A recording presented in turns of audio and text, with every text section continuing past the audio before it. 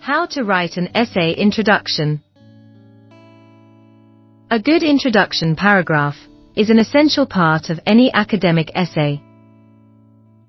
It sets up your argument and tells the reader what to expect.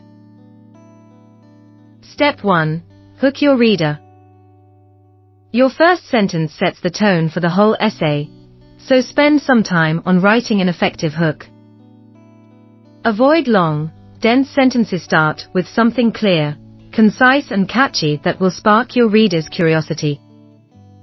The hook should lead the reader into your essay, giving a sense of the topic you're writing about and why it's interesting. Avoid overly broad claims or plain statements of fact.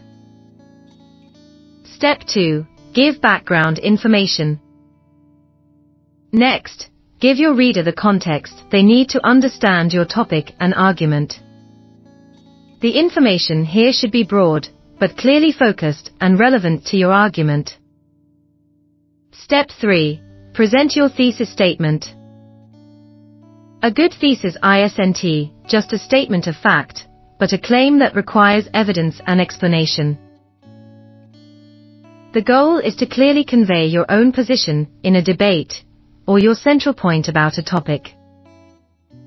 Step 4. Map your essay structure. Particularly in longer essays, it's helpful to end the introduction by signposting what will be covered in each part.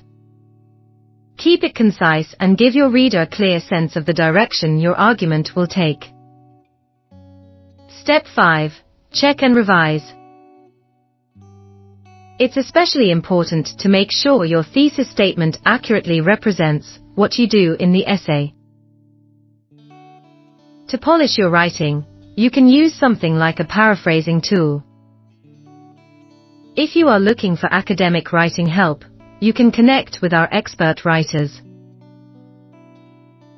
WhatsApp us at +44 278 98340.